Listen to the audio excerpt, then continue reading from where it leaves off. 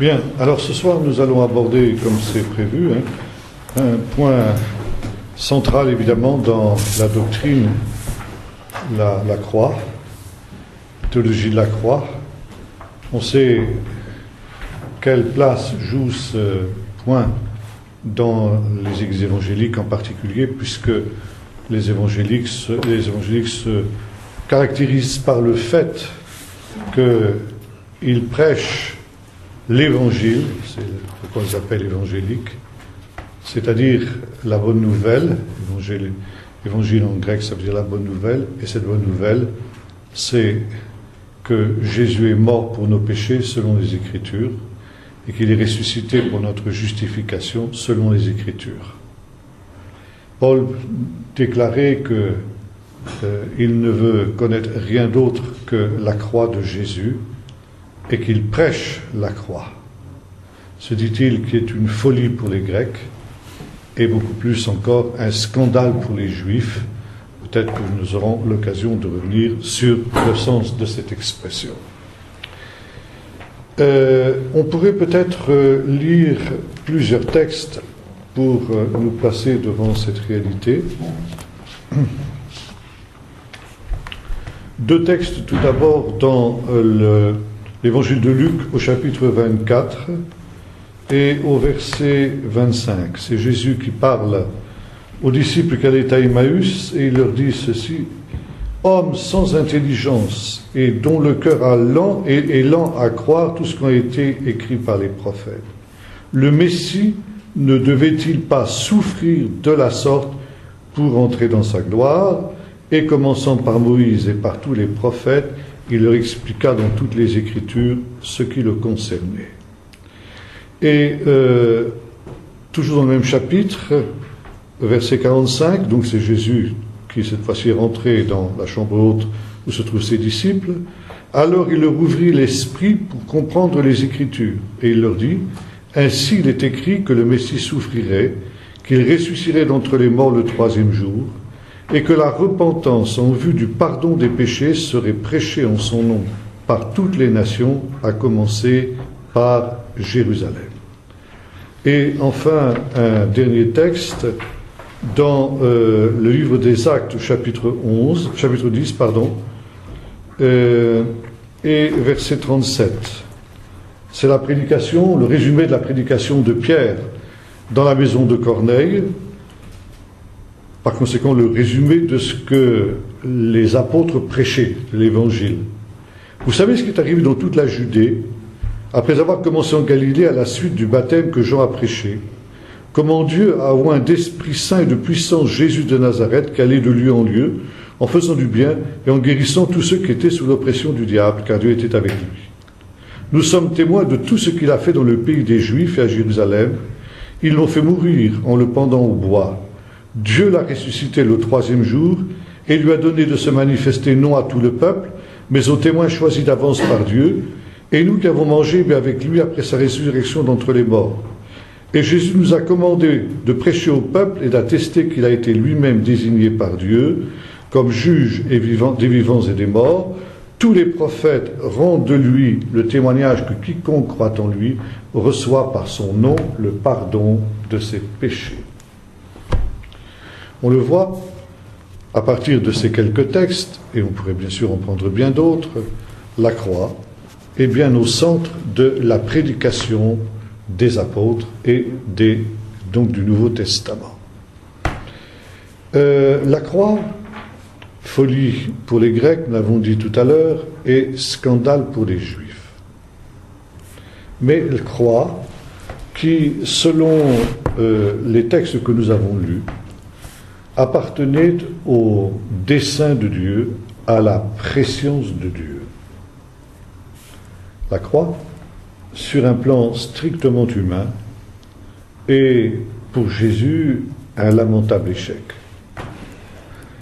C'est d'ailleurs ce qu'a conclu un homme comme Moon dans sa réinterprétation de l'Évangile.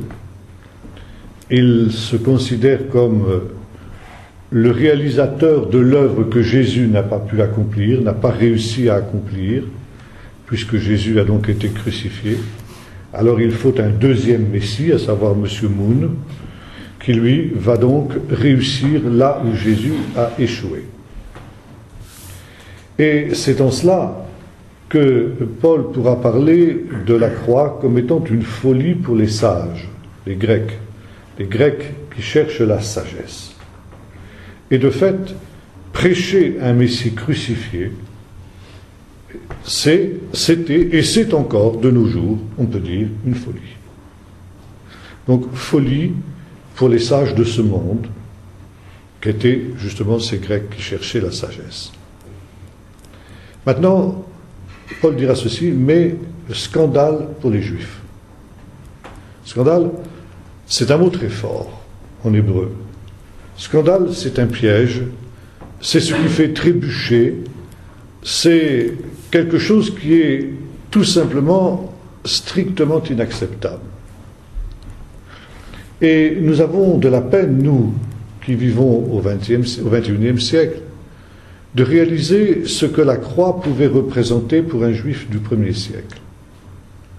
C'est aujourd'hui moins scandaleux pour un juif du XXIe siècle que ça ne l'était pour un juif du premier siècle. Mais parler de la croix comme d'un scandale, pour un juif du premier siècle, c'est un mot qui n'est véritablement pas trop fort. Pourquoi ? Eh bien, pour plusieurs raisons. D'abord, l'idée d'un Messie souffrant, ce n'est pas quelque chose qui est étranger au judaïsme. Et ceci jusqu'à nos jours. Nous avons lu les textes tout à l'heure où il est question du fait que le Messie devait souffrir avant d'entrer dans sa gloire. Ça, c'est quelque chose que l'on trouve dans le judaïsme jusqu'à nos jours. Et il nous est dit que, commençant par Moïse et par tous les prophètes, Jésus expliqua à ses disciples dans toutes les Écritures ce qui le concernait. Et notamment, chez les prophètes, l'idée d'un Messie souffrant est très présente. Elle est en particulier chez le plus grand des prophètes, à savoir Ésaïe, à partir du 40e chapitre de son livre.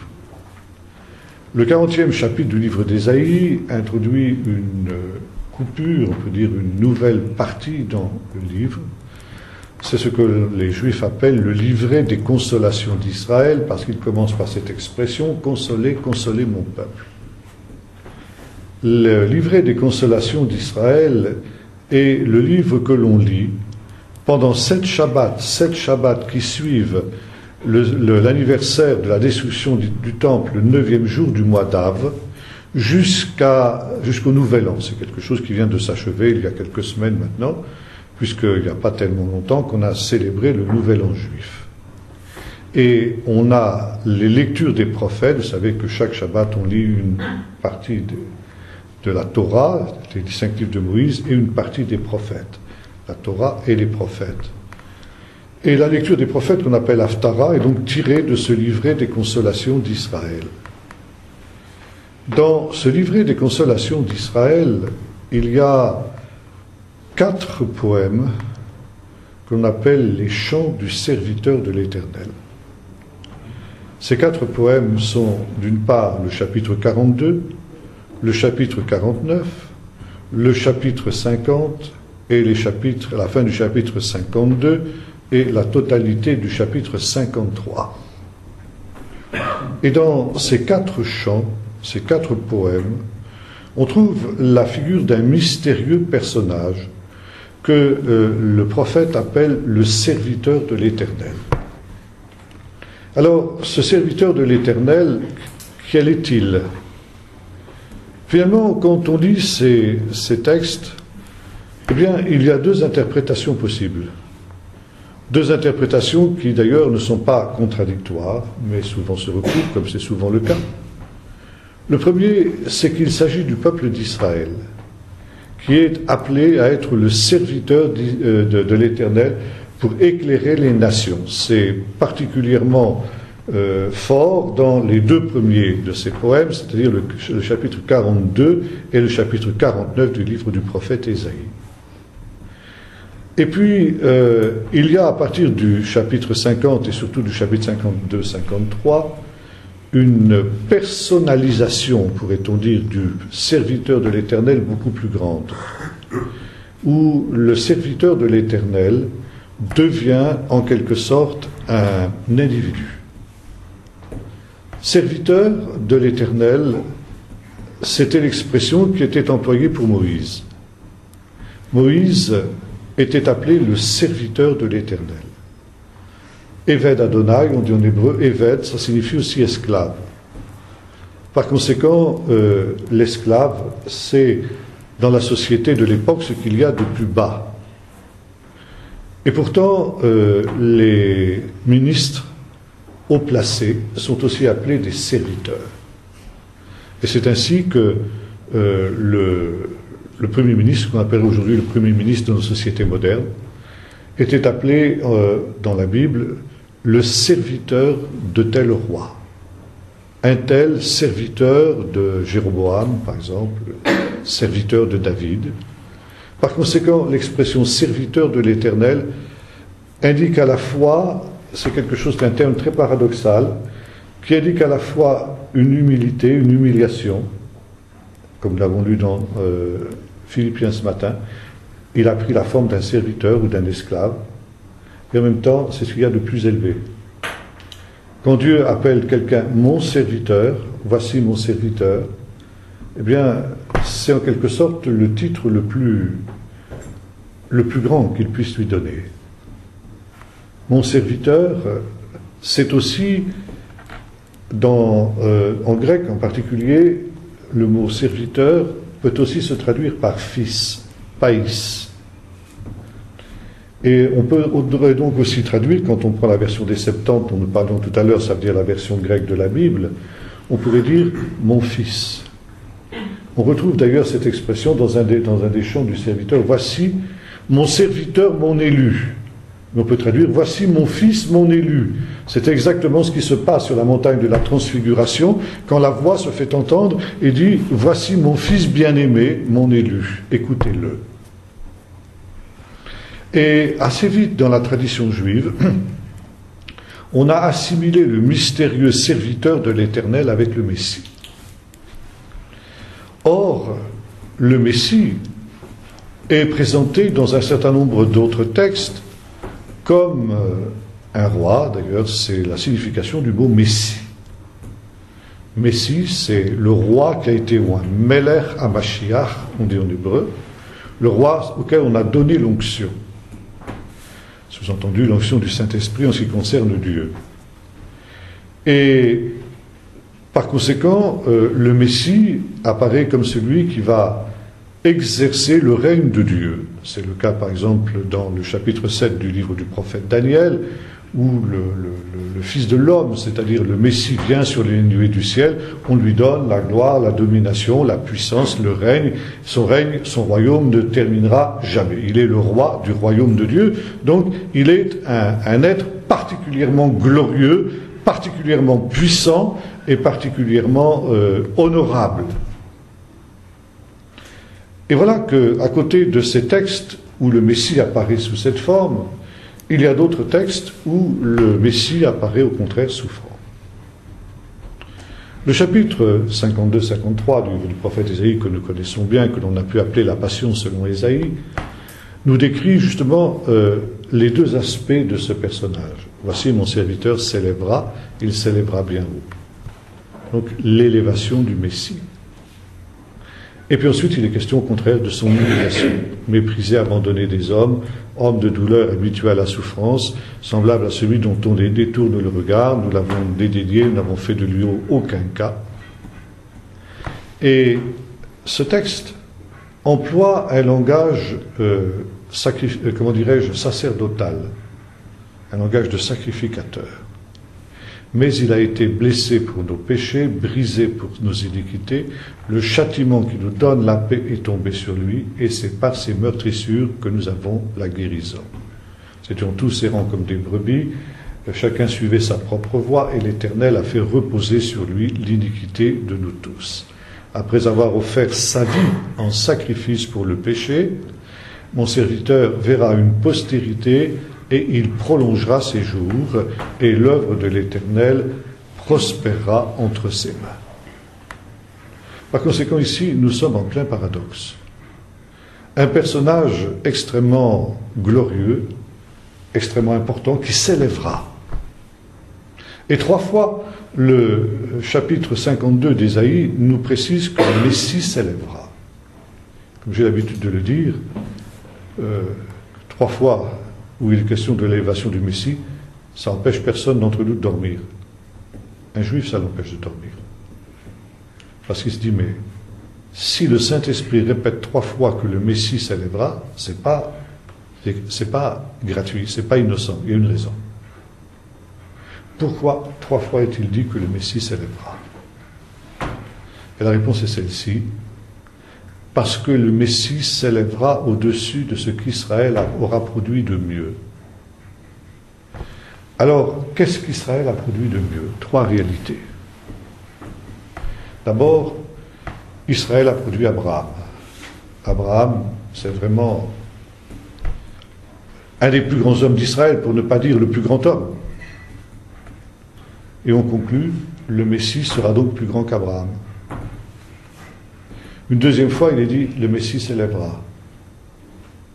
Après Abraham, qu'est-ce qu'il y a de grand dans l'histoire d'Israël? Moïse. Donc, le Messie sera plus grand que Moïse. Et puis enfin, une 3e fois, il est dit, le Messie s'élèvera. Non. David n'était pas plus grand que Moïse. Et finalement, pour chercher quelqu'un de plus grand que Moïse, dont il est dit, il ne parut plus de prophète comme Moïse, qui parlait à Dieu face à face, il faut aller au-delà de la terre, pour aller dans le ciel. Et qu'est-ce qu'il y a dans le ciel? Plus grand que Abraham, plus grand que Moïse? Les anges. Voilà. Donc le Messie sera supérieur à Abraham, supérieur à Moïse et supérieur aux anges. C'est ce qu'on appelle un midrash. Et ce midrash, c'est la base même, c'est le plan de l'Épître aux Hébreux. L'Épître aux Hébreux commence par démontrer que Jésus est supérieur aux anges, citant le psaume, auquel des anges à qui il jamais été dit, tu es mon fils, je t'ai engendré aujourd'hui. Ensuite, Jésus nous est présenté comme plus grand que Moïse. Moïse qui a été fidèle sur toute ma maison.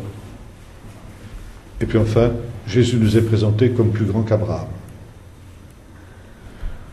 Et après avoir parlé de cette élévation du serviteur, le texte d'Ésaïe 53 nous parle de son humiliation. Aussi haut que s'est élevé le Messie, aussi bas va-t-il s'abaisser. Rejeté, méprisé par le peuple d'Israël lui-même, nous l'avons négligé, nous, le peuple d'Israël. Nous n'avons fait de lui aucun cas. Et nous avons considéré, nous avons cru qu'il était puni, qu'il était frappé de Dieu et humilié. Et nous n'avons pas compris qu'en fait, il était brisé pour nos péchés, qu'il était livré pour nos péchés, brisé pour nos iniquités, que le châtiment qui nous donne la paix est tombé sur lui. Et puis, il y a ensuite la suite, après avoir offert sa vie en sacrifice pour le péché. Donc ici, nous sommes dans l'idée d'un sacrifice d'expiation. Vous savez qu'il y avait dans la loi de Moïse, l'Ancienne Alliance, il y avait différentes catégories de péchés. Et il y avait ce qu'on appelait les sacrifices d'expiation. Le sacrifice d'expiation était un sacrifice qui était offert à cause du péché. Quand un individu au sein du peuple d'Israël, ou le peuple d'Israël tout entier, ou une communauté, une ville, collectivité quelconque au sein du peuple d'Israël, réalisait qu'elle avait péché contre Dieu, on confessait ce péché, et ensuite on apportait un animal. cet animal, on confessait le péché en imposant les mains sur la tête de cet animal. Ça veut dire que le geste de l'imposition des mains consistait à transférer la culpabilité du péché du pécheur sur l'animal, et ainsi la culpabilité, elle était portée par l'animal, on s'était déchargé de cette culpabilité sur lui, et cet animal était ensuite sacrifié, mis à mort, à la place du pécheur. Ça veut dire que l'animal innocent, bien entendu, il fallait que ce soit un animal parfaitement innocent, sans tache, sans défaut, mâle, etc. Et cet animal était châtié, il subissait la peine qui était celle du pécheur, et c'est ainsi que le pécheur recevait, par anticipation, je le dis, le pardon de ses péchés. Car le pardon des péchés n'était pas une réalité présente. À l'époque de l'Ancienne Alliance, le pardon du péché était une espérance. Une espérance qui ne trouverait sa réalisation qu'au dernier jour, lors de la venue du Messie. Seul le Messie aurait la capacité de pardonner le péché.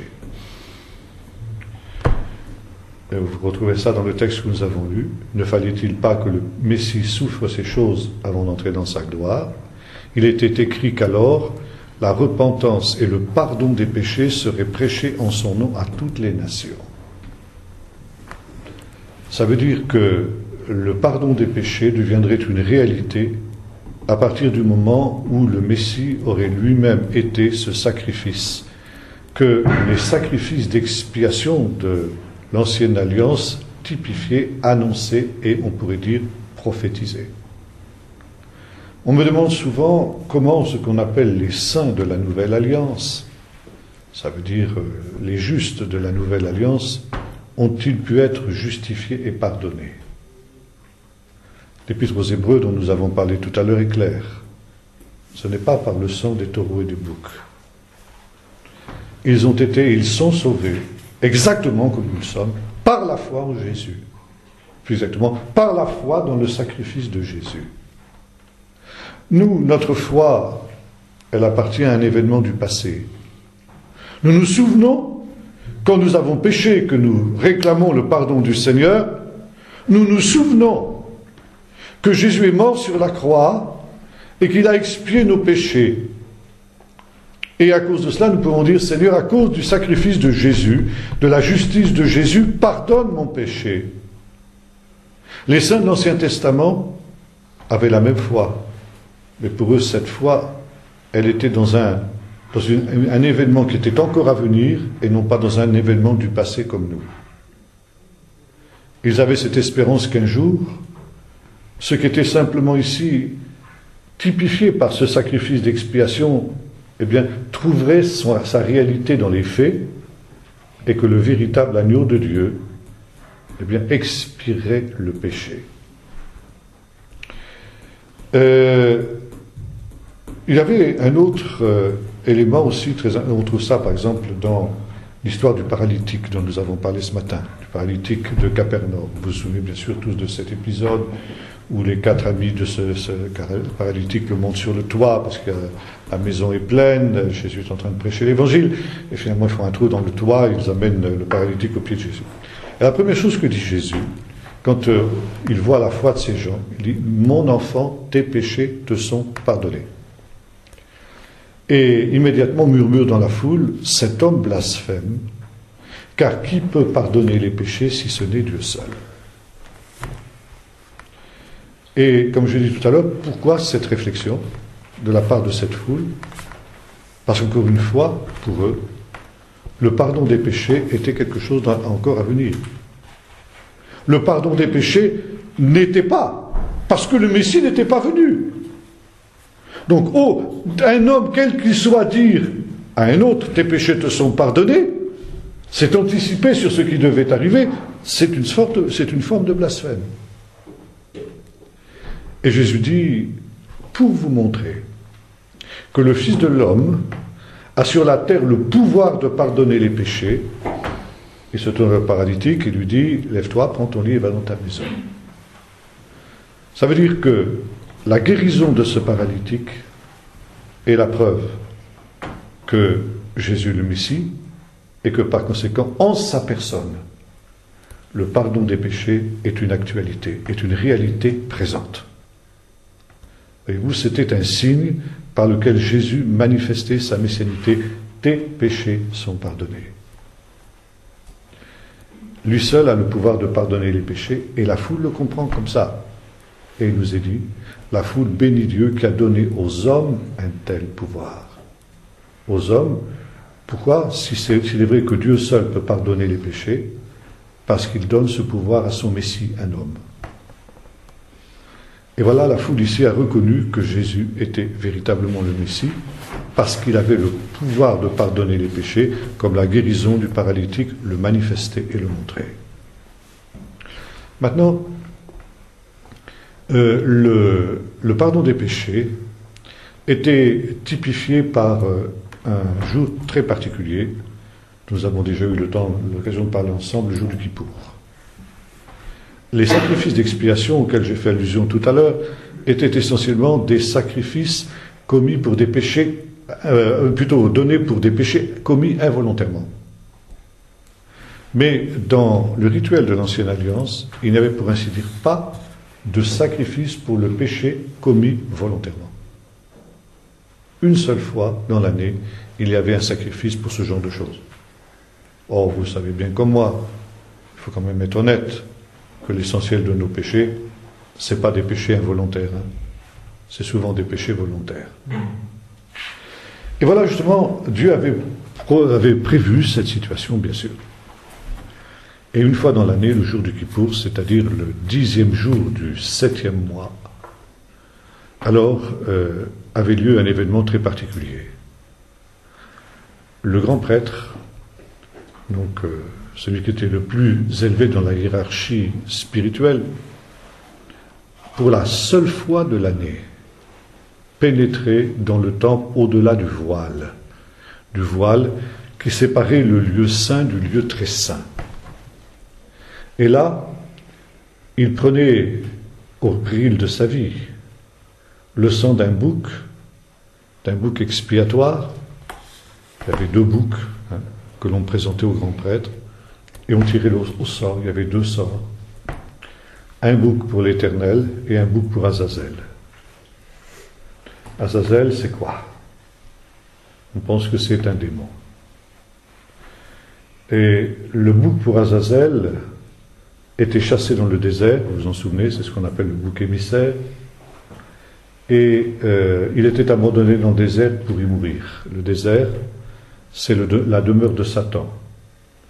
Par conséquent, le bouc, avec le péché sur lequel on avait confessé les péchés du peuple en lui imposant les mains, comme on avait vu tout à l'heure, eh bien, si j'ose dire, le bouc émissaire, il renvoie le péché à l'envoyeur.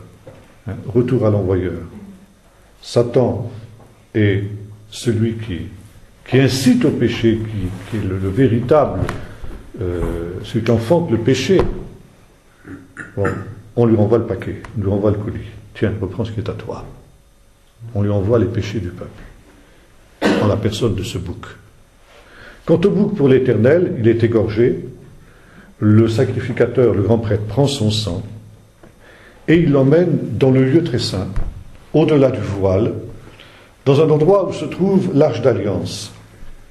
L'Arche d'Alliance, qui est un coffre de bois plaqué d'or, dans lequel il y a en particulier les 2 tables de la loi, qui impliquent justement l'idéal de sainteté tel que Dieu le conçoit, ce que l'homme doit vivre pour être juste devant Dieu, et précisément ce qu'il a violé. Quand le grand prêtre vient faire l'expiation, il vient en quelque sorte dire, moi et mon peuple, nous n'avons pas mis en pratique cette loi. Et cette arche, ce coffre, il est recouvert par un couvercle qu'on appelle caporette, lui-même plaqué d'or, au-dessus duquel il y a 2 chérubins qui sont sculptés, qui étendent leurs ailes, qui se rencontrent à peu près comme ça au milieu du couvercle de l'arche. Et la caporette, le couvercle de l'arche, est considéré comme l'endroit où réside la sainte présence de Dieu, la Shrina, dont nous avons parlé tout à l'heure, le Saint-Esprit. Et le grand prêtre va prendre le sang de ce bouc expiatoire et il va en recouvrir entièrement le couvercle. Recouvrir se dit en hébreu l'écaper, d'où le mot couvercle, caporette, il y a un jeu de mots. Et recouvrir la caporette, recouvrir le couvercle avec le sang, c'est faire la capara, la couverture de ce couvercle avec le sang. Le sang doit être complètement, le couvercle doit être entièrement aspergé par le sang du bouc.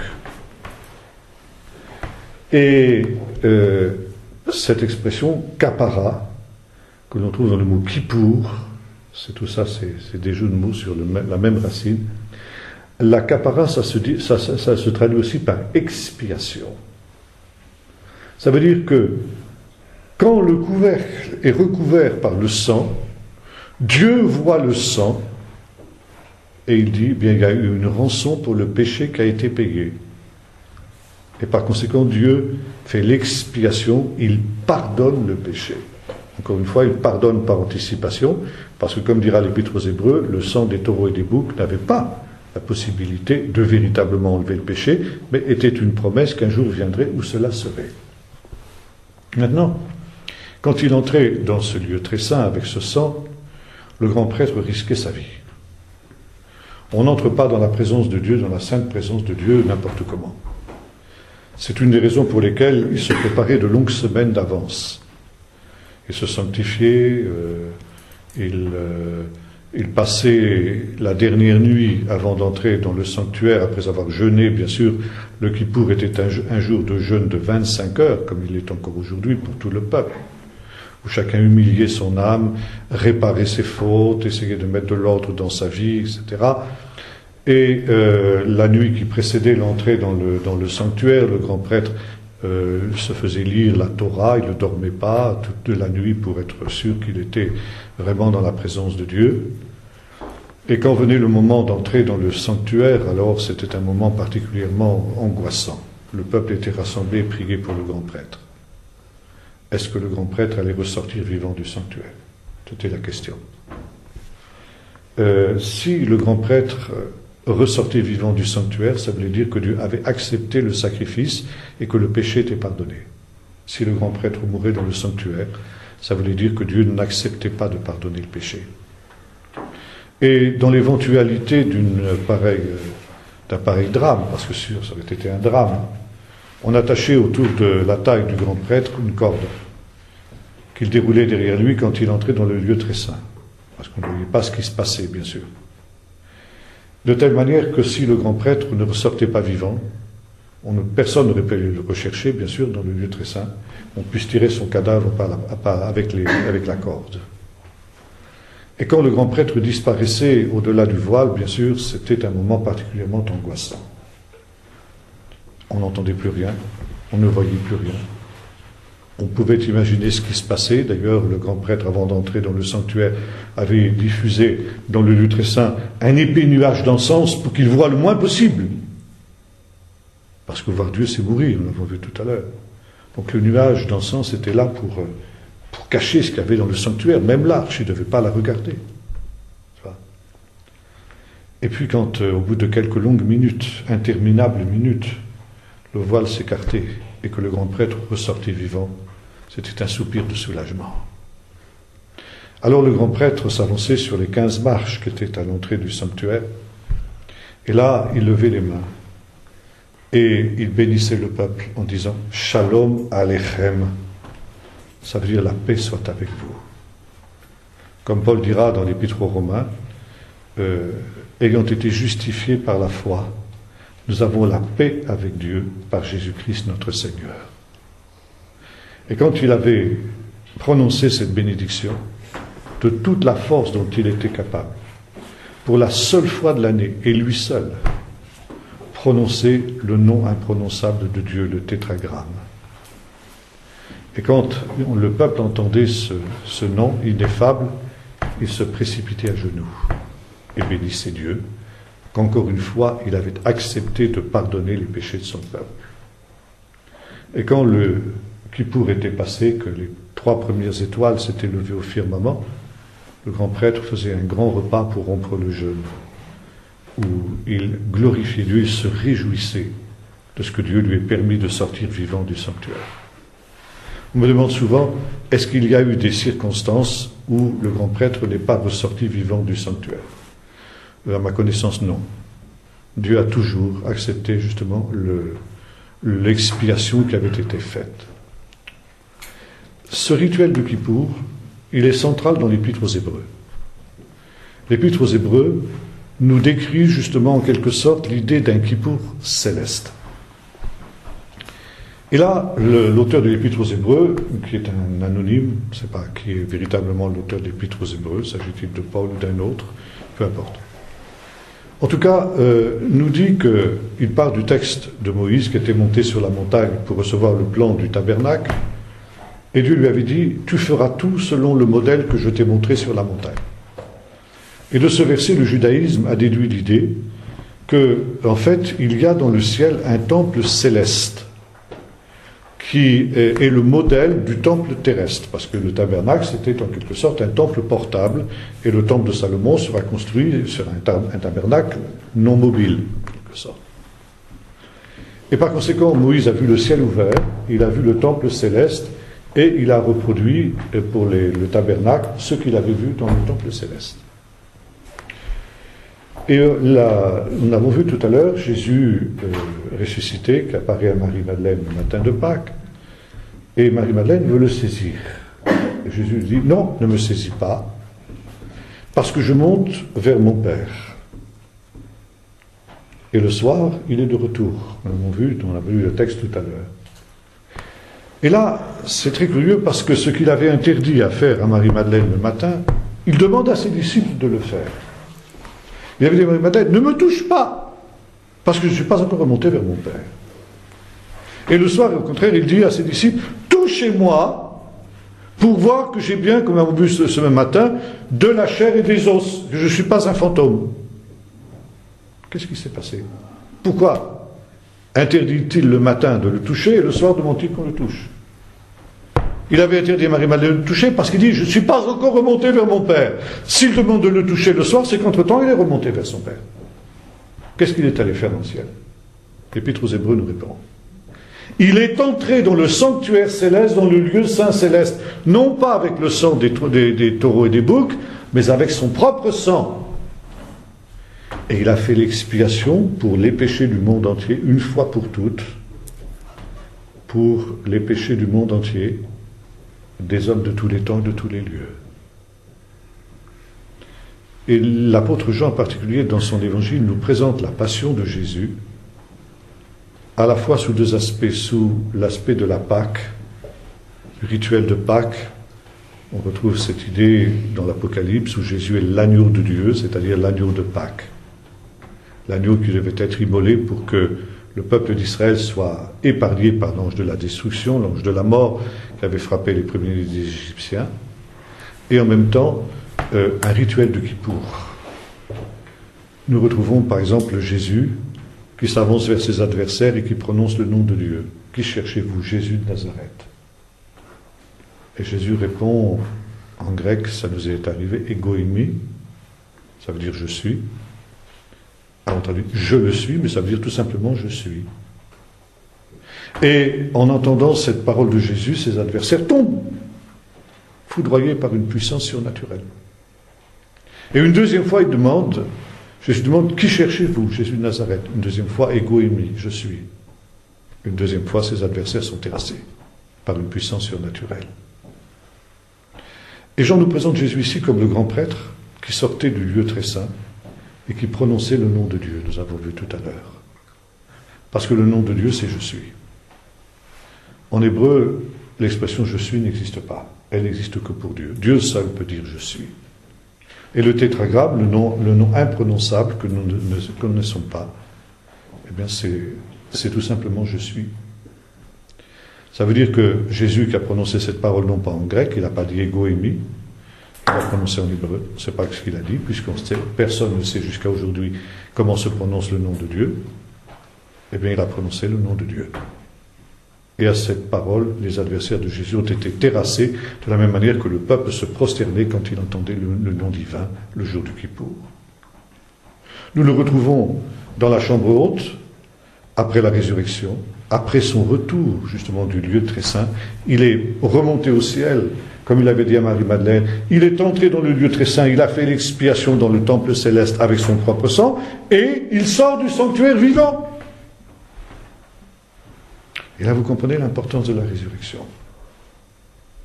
Encore une fois, si le sacrificateur ne ressortait pas vivant du sanctuaire, ça voulait dire que le pardon des péchés n'était pas accordé. Mais quand on voyait ressortir le sacrificateur du sanctuaire, on savait que Dieu avait accordé le pardon des péchés. L'entrée du sacrificateur dans le sanctuaire, c'était une sorte de mort.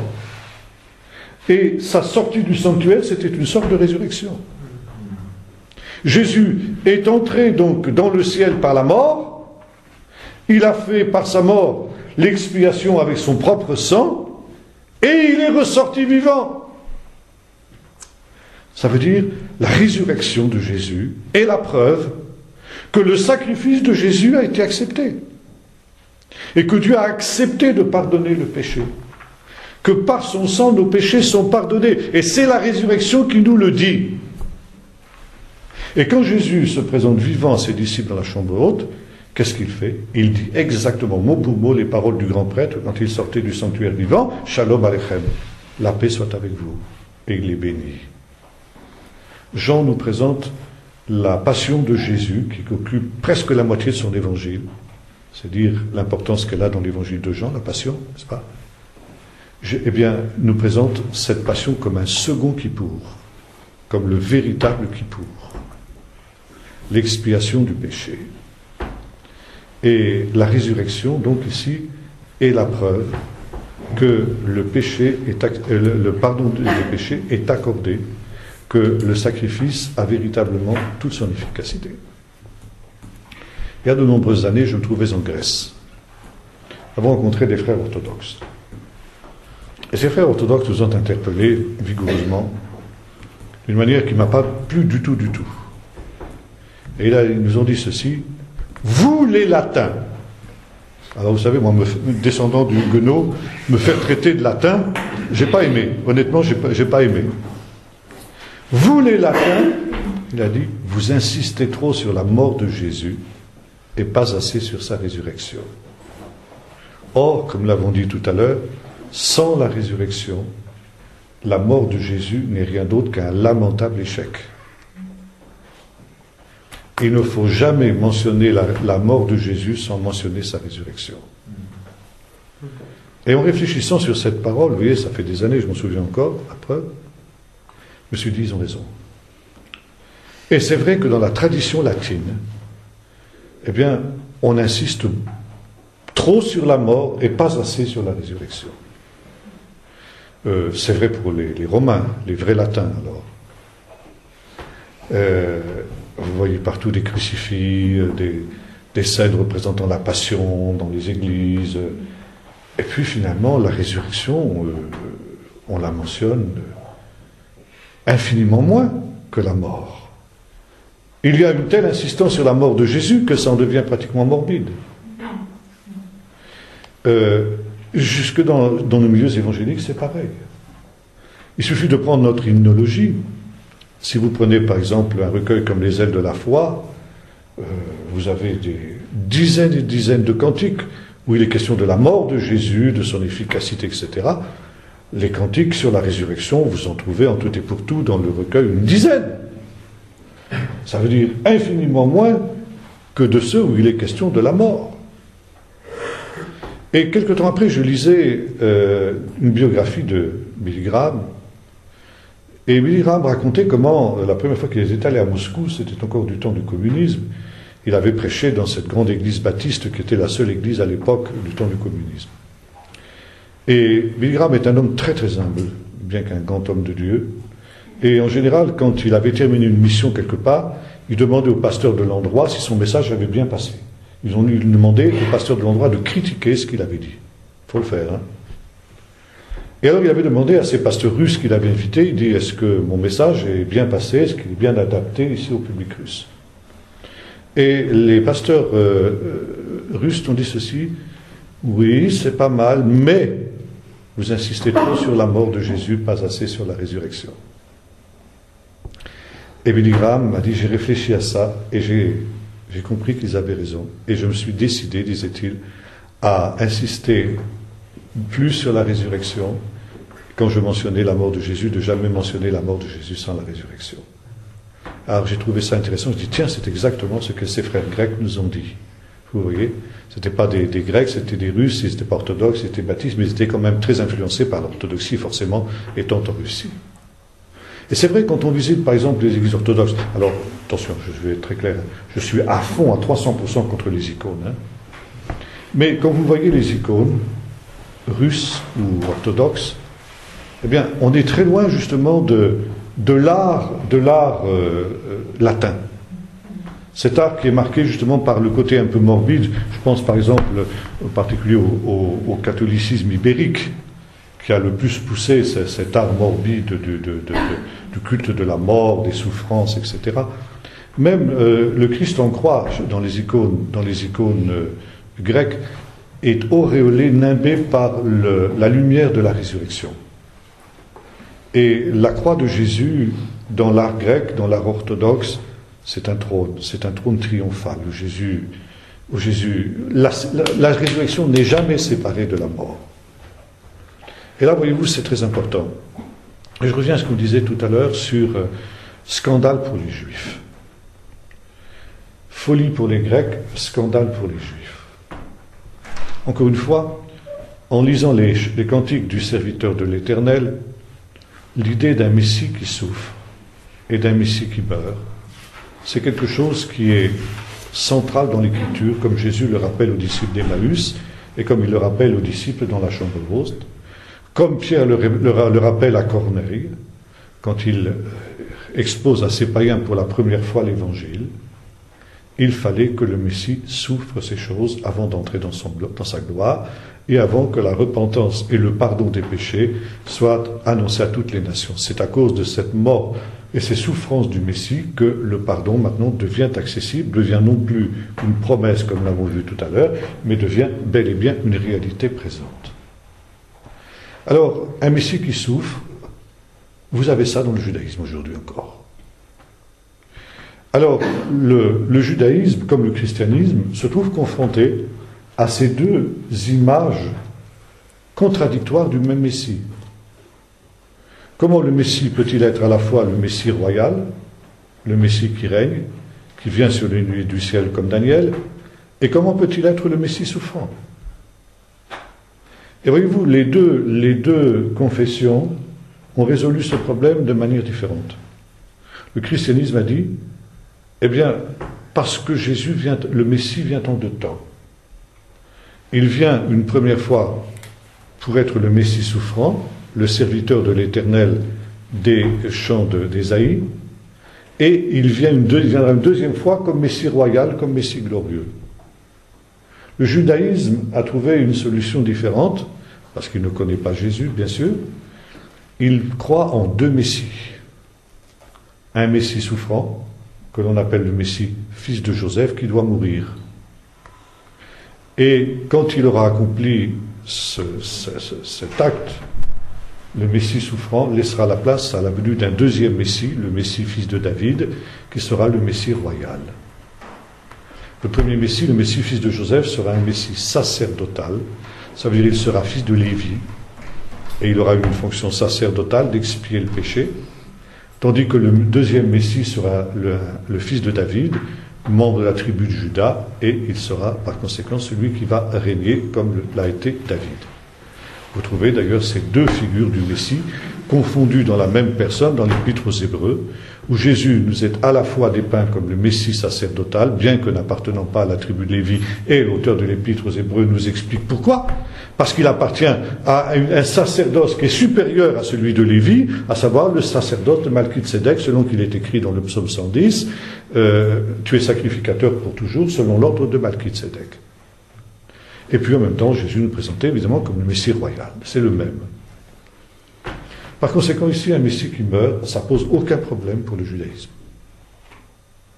Alors vous allez me dire, mais pourquoi Jésus pose-t-il problème, a-t-il posé problème et pose-t-il problème? À cause de la croix. Que le Messie meure, aucun problème. Mais pas comme ça, pas sur la croix. Pourquoi?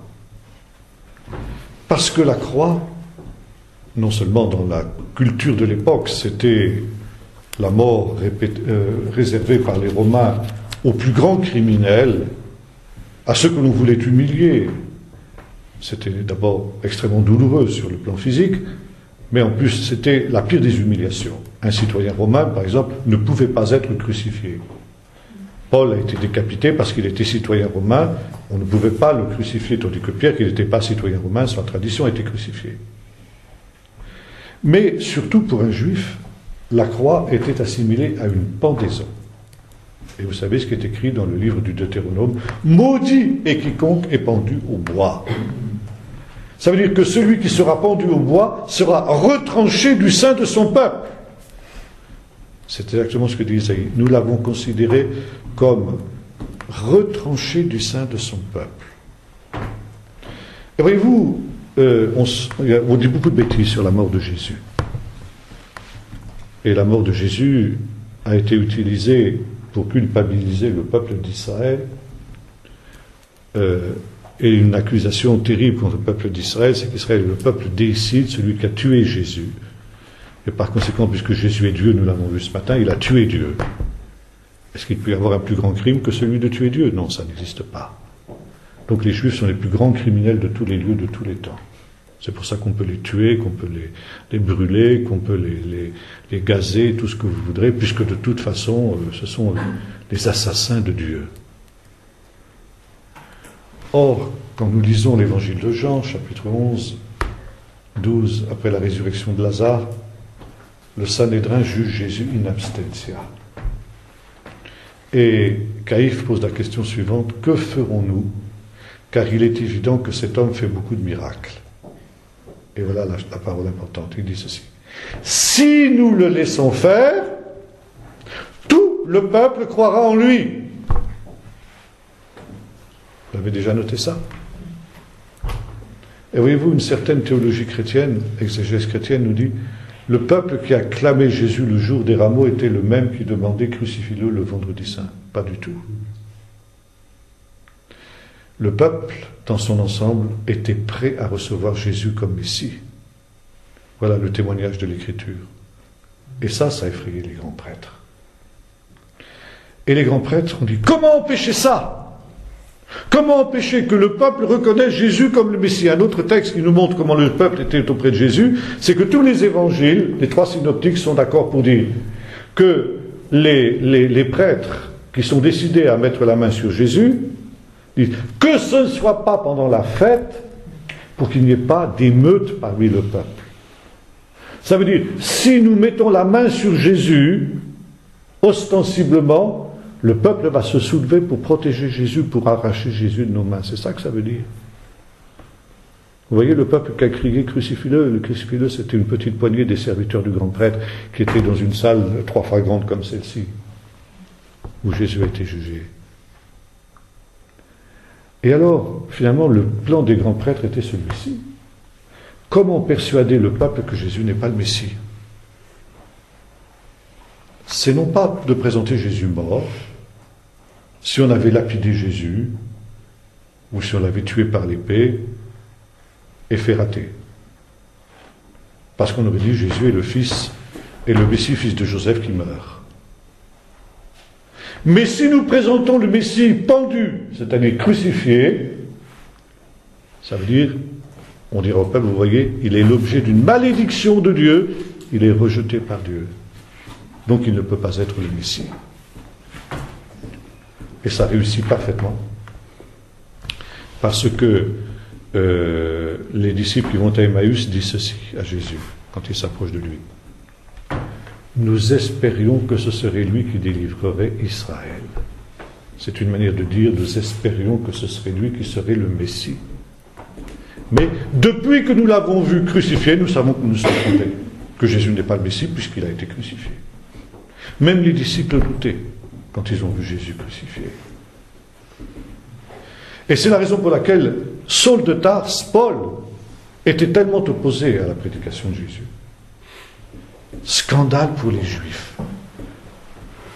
Et Paul, quand il exprime cette réalité dans sa fameuse épître aux Corinthiens, il parle de sa propre expérience. Pour moi, Jésus a été un scandale. La prédication de Jésus, pour moi, Paul, ça a été un scandale. Comment peut-on parler d'un Messie crucifié, mais un Messie maudit de Dieu? C'est pas possible. C'est pas possible. Et qu'est-ce qui a changé la donne pour les disciples, ceux d'Emmaüs et les autres, quand ils ont vu Jésus vivant? Et vous avez ça dans l'Épître aux Romains, on va pouvoir lire ce texte si vous voulez, parce qu'il est essentiel. Paul, justement, annonce son évangile, ce qu'il appelle son évangile.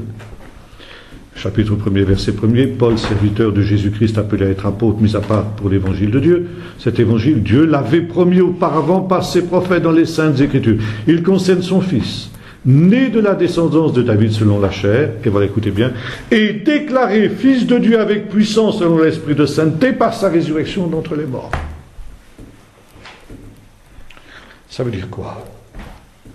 Ça veut dire qu'en ressuscitant Jésus d'entre les morts, Dieu a annulé le jugement des hommes. Il a dit, vous l'avez crucifié, et vous avez nous faire croire qu'il était maudit de Dieu. Eh bien, moi, en le ressuscitant, moi, Dieu, je vous dis que ça, je n'accepte pas. Je justifie Jésus. Je le déclare innocent de tout ce que vous lui avez reproché. Et je déclare que, loin d'être rejeté de Dieu, il est bien le Messie et le Fils de Dieu promis. C'est le sens de l'intervention de Pierre le jour de la Pentecôte, quand il dit, ce Jésus qui a été crucifié, Dieu l'a ressuscité des morts, nous en sommes témoins, et puisqu'il a ressuscité des morts, que toute la maison d'Israël sache avec certitude que Dieu a fait Messie et Sauveur ce Jésus qui a été crucifié. D'où l'importance de la résurrection, inséparable, nous l'avons vu tout à l'heure, de la crucifixion, parce que c'est la preuve que le péché est expié, 2, c'est la preuve que Jésus est bien le Messie, le Fils de Dieu. Et que par conséquent, bien qu'il ait été crucifié, eh bien, il n'est pas maudit de Dieu, au contraire. Et finalement, c'est ce qui persuade Saul sur le chemin de Damas. Quand il voit Jésus vivant, parce qu'il le voit vivant, c'est pas une vision, c'est pas un rêve, il voit Jésus en chair et en os, exactement comme les disciples ont vu Jésus vivant après la résurrection. Et quand il le voit comme ça, il dit, alors là, bon d'accord, alors là, il est véritablement le Messie. Et c'est là qu'il change complètement de son fusil d'épaule. Donc ici, les souffrances du Messie. Et voyez-vous, dans la tradition juive, il y a cette idée que, comme je dis ici, le Messie doit connaître une période de souffrance. On appelle ça en hébreu Issuré Mashiach ou Révélé Mashiach. Il y a l'idée dans le judaïsme que le règne messianique ne vient pas d'une manière paisible et harmonieuse, mais vient dans une crise grave, une crise qui est une crise douloureuse. Et dans la tradition juive, on appelle ça Yimot HaMashiach, ça veut dire les jours du Messie, à ne pas confondre avec Biat HaMashiach, la venue du Messie. Yimot HaMashiach, c'est la période qui va précéder la venue du Messie. Il y a certaines traditions, c'est très intéressant d'ailleurs, qui nous disent que cette période va durer 2000 ans. Et pendant cette période-là, il va y avoir des temps extrêmement difficiles, extrêmement troublés, qui seront semblables aux douleurs de l'enfantement. La venue du royaume, c'est comme un enfantement. L'enfant naît dans la douleur, dans une crise. Vous trouvez dans 2 textes du Nouveau Testament cette idée. Jésus, au moment de sa mort, justement, quand il annonce sa mort à ses disciples dans les discours d'adieu dans l'évangile de Jean, dit à ses disciples, la femme, quand elle enfante, éprouve de l'angoisse parce que son heure est venue, mais quand elle a donné jour à l'enfant, elle ne se souvient plus de sa douleur, dans la joie, qui pour elle, le fait qu'un homme soit né dans le monde, vous aussi, vous êtes dans la tristesse, je vous reverrai, et votre cœur se réjouira, nous nous ravira votre joie. Deuxième texte, dans le chapitre 8 de l'évangile de l'Épître aux Romains, où Paul dit ceci: c'est pourquoi la création tout entière souffre et soupire les douleurs de l'enfantement. Et voyez-vous, cette expression Yissurei Mashiach, les douleurs de l'enfantement messianique, qui sont aussi citées dans les discours apocalyptiques de Jésus, quand il parle des guerres, des bruits de guerre, des choses comme ça, il dit: ne soyez pas troublés, car ce sera seulement le début des douleurs. Sous-entendu, des douleurs de l'enfantement. Il y a deux manières d'interpréter cette expression. Soit les douleurs et les souffrances que le Messie lui-même va subir pour pouvoir établir son royaume, c'est dans ce sens-là que Jésus l'interprète, quand il dit: ne fallait-il pas que le Messie souffre ces choses avant d'entrer dans sa gloire? Et c'est l'interprétation qu'il a donnée aussi à ses disciples quand il a pris l'image de la femme qui enfante en relation avec l'annonce de sa passion. Et puis, il y a une deuxième manière d'interpréter cette expression qui n'est pas contradictoire mais qui est complémentaire de la première: les souffrances que le monde va connaître avant que ne vienne la venue du Messie. Et vous trouvez cette interprétation dans le texte de Paul, dans le chapitre 8 des Romains, quand il dit: la création tout entière souffre et soupire les douleurs de l'enfantement. C'est-à-dire, déjà, nous sommes dans ce temps de crise, où les choses vont aller en empirant, elles ne vont pas aller en s'améliorant. On nous parle d'un grand réveil qui vient actuellement, ça va être formidable, vous allez voir, le monde entier va se convertir à Jésus avant de retourner. C'est faux, c'est anti-biblique. La Bible nous annonce exactement le contraire, nous annonce des temps difficiles, des temps de révolte, des temps de bouleversement, etc. Et au terme justement de cette crise, seulement au terme de cette crise, l'enfantement du monde nouveau va avoir lieu. L'enfantement du royaume de Dieu. Et là, bien entendu, ce sera quelque chose de tout à fait différent. Et donc ici, nous retrouvons ce schéma qui est celui de la prédication des apôtres. Donc, le Messie doit souffrir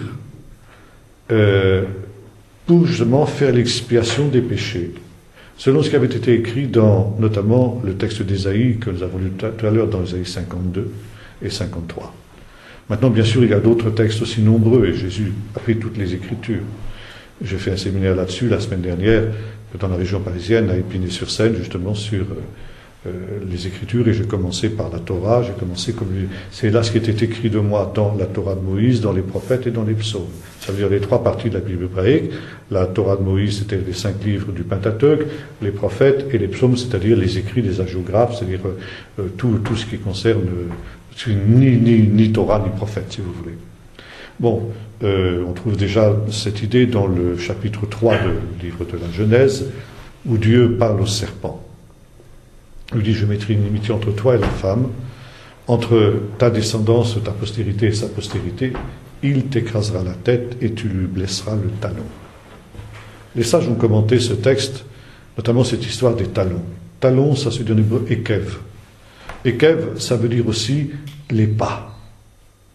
Ça veut dire, quand est-ce que tu entendras les pas du Messie? Quand est-ce que le Messie va venir? Quand est-ce que le royaume messianique va venir?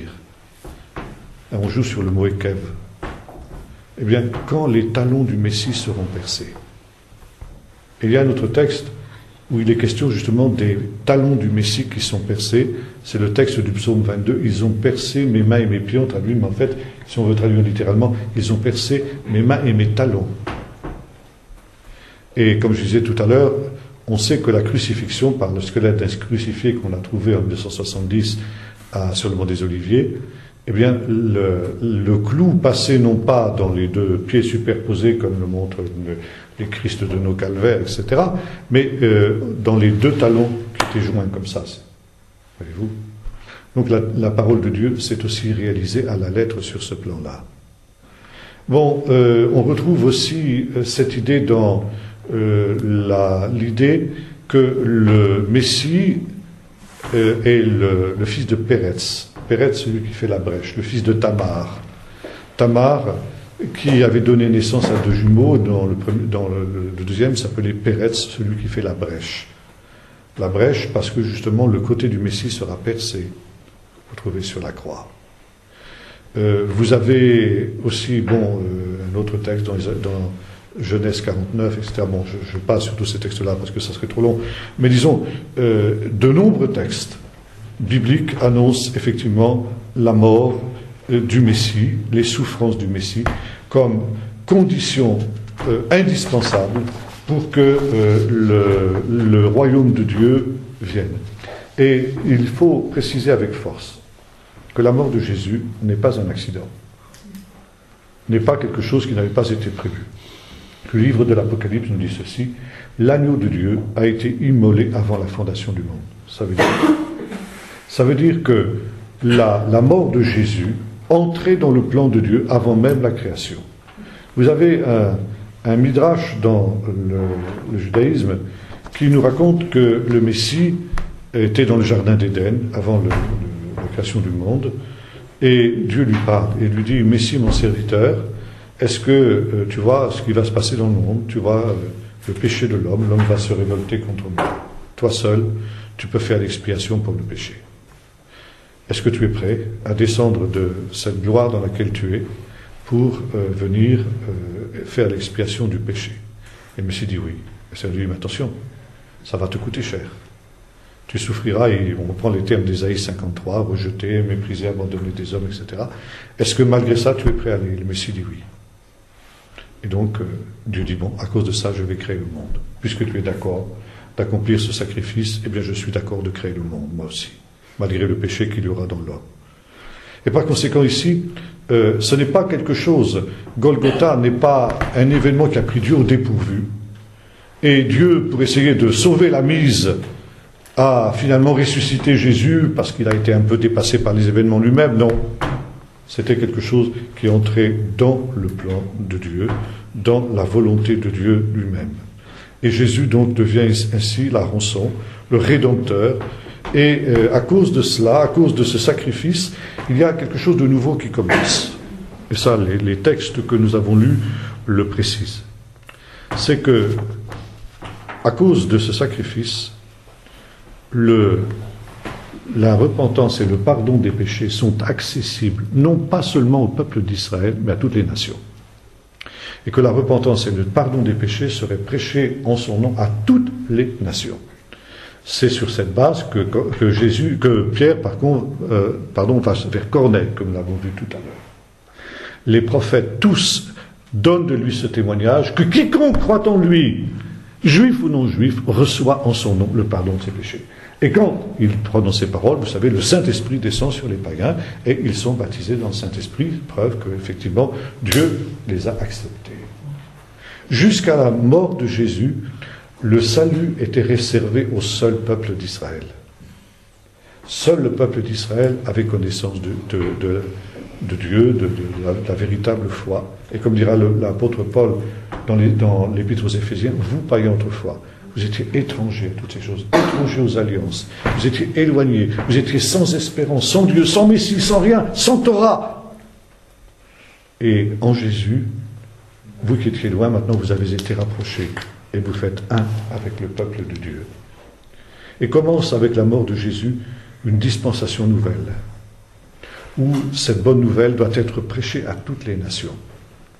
Et ça répond à une autre prophétie que nous trouvons dans le chapitre 49 du livre de la Genèse, où il nous est dit ceci, une prophétie sur Juda: le sceptre ne s'éloignera pas de Juda, ni le bâton du commandement d'entre ses pieds, jusqu'à ce que vienne le Shiloh, et que les peuples lui obéissent. Ça veut dire que quand viendra le Shiloh c'est le Messie, alors les peuples reconnaîtront, se soumettront au Messie. Selon qu'il est écrit dans le psaume 2, demande-moi, je donnerai les extrémités de la terre pour héritage. Et quand les disciples demandent à Jésus avant l'ascension, est-ce en ce temps-là que tu rétabliras le royaume d'Israël? Jésus ne dit pas qu'il ne le fera pas, mais il dit, pas avant qu'avec le Saint-Esprit, vous ayez été mes témoins à Jérusalem, en Judée, en Samarie et jusqu'aux extrémités de la terre. Voyez-vous, la croix, elle ouvre la porte aux païens. Et Jésus, le Messie d'Israël, devient alors le sauveur des païens. Mais Jésus ne peut être le sauveur des païens que s'il est le Messie d'Israël. Et pour être sauvé, les païens doivent croire que Jésus est aussi le Messie d'Israël, comme les mages, qui étaient venus adorer Jésus en tant que roi d'Israël, ça veut dire en tant que Messie d'Israël. Et sur la croix, il y avait le titulum, c'est-à-dire les motifs de la condamnation de Jésus, le roi des Juifs en 3 langues, en hébreu, en grec et en latin, c'est-à-dire les 3 langues parlées dans la terre entière à cette période-là. Ça veut dire tout l'univers doit savoir que Jésus est le Fils et Jésus est le Messie d'Israël.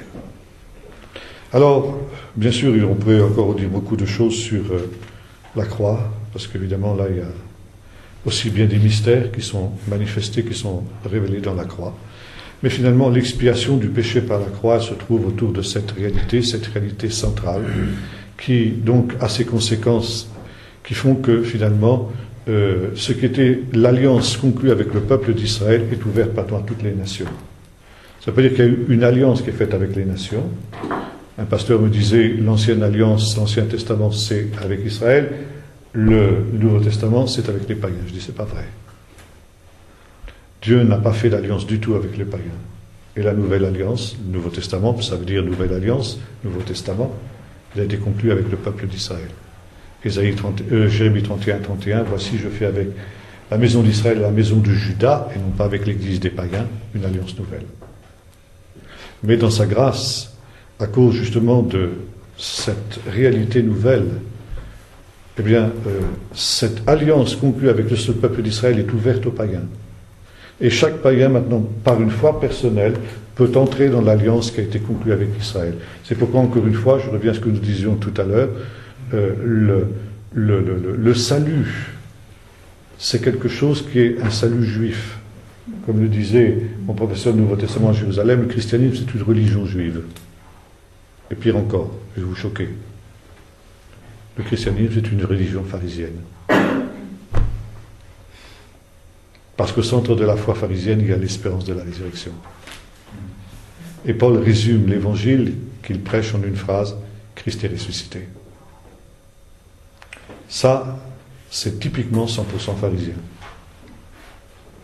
Alors voyez-vous, on ne peut pas séparer la foi chrétienne, c'est pas une foi désincarnée, c'est pas une foi universelle, comme nous disions tout à l'heure. C'est une foi juive, c'est une espérance juive. Le judaïsme a toujours cru que la mort des justes, la mort des martyrs en particulier, expie les péchés des méchants. Et c'est pourquoi dire à un juif que Jésus est injuste et que par conséquent, par la foi dans sa sacrifice, nous avons le pardon des péchés, c'est une foi 100% juive. Le seul obstacle, c'est la croix, comme nous l'avons vu tout à l'heure. Et pour que l'obstacle de la croix soit ôté pour un juif, il faut que la résurrection lui soit présentée comme un fait. Pourquoi mon professeur du Nouveau Testament, que j'étais à Jérusalem, avait fait une conférence il y a très longtemps dans laquelle il déclarait ceci à la fin de sa conférence, après des années de recherche, je suis arrivé à la conclusion que les disciples ont vu Jésus vivant après sa crucifixion. Tout est dit. Si Jésus est vivant, alors il peut vraiment être le Messie d'Israël. Et il me disait, quand Jésus reviendra le dernier jour, pour le peuple d'Israël, croire que Jésus est le Messie, ça ne posera aucun problème. Voilà ce qu'on peut dire justement de cette expiation du péché par la croix. Moi j'ai une question. Quand Jésus il a fait l'expiation dans le sanctuaire céleste, il y a juste cette allusion dans l'Épître aux Hébreux, mais on ne sait pas vraiment comment ça s'est passé, disons. Ah non, monsieur. Personne n'a été le témoin, si c'était les anges et Dieu, hein, ça c'est évident. C'est évident. Mais enfin, le fait est qu'il l'a fait, c'est ce que l'Épître aux Hébreux est clair. Ça se passait comme dans le sanctuaire terrestre, d'une certaine manière ou... Ah oui, puisque, encore une fois, il y a une correspondance entre ce qui se passe dans le ciel et sur la terre. Même la même chose avec Jérusalem. Jérusalem en hébreu, c'est un duel. On a parlé ce matin des deux formes du pluriel hébreu, tout ce qui va par deux et tout ce qui va ensuite au-delà de deux. C'est deux pluriels différents. Et Jérusalem, ça ne se dit pas Yerushalem, un singulier. Il y a quelques rares fois où on trouve cette expression dans le livre des psaumes. Mais la plupart du temps, Jérusalem se dit Yerushalayim. Ça veut dire qu'il y a deux Jérusalem. Et les rabbins ont dit qu'il y a une Jérusalem céleste et une Jérusalem terrestre. Et les rabbins ont dit ceci, Dieu a tellement aimé la Jérusalem céleste qu'il a construit une Jérusalem terrestre. Et par contre, vous trouvez ça dans l'Épître aux Galates, où Paul nous parle de deux femmes qui sont deux alliances. Agar, la Jérusalem terrestre, qui est dans la servitude à l'heure où Paul parle, puisqu'elle est sous le joug romain, avec ses enfants, et la Jérusalem céleste, qui est Sarah, la femme libre, qui est notre mère, dira l'apôtre Paul. La maternité de Jérusalem, c'est un thème aussi très juif, ça, notamment dans les apocryphes dont on parlait tout à l'heure. Et puis, vous retrouvez ça dans l'Épître aux Hébreux. Les patriarches qui se sont mis en route vers la cité qui a des solides fondements, celle dont Dieu est l'architecte et le constructeur. Et il dit, vous ne vous êtes pas approchés d'une cité terrestre, mais vous êtes approchés de la Jérusalem céleste. Hébreux chapitre 12. Donc, qu'est-ce qui fait l'importance de Jérusalem? Pourquoi Jérusalem était la ville sainte? Parce qu'elle est la ville dans laquelle il y a le temple. Donc dire qu'il y a une Jérusalem céleste, c'est dire qu'il y a un temple céleste. C'est la même idée.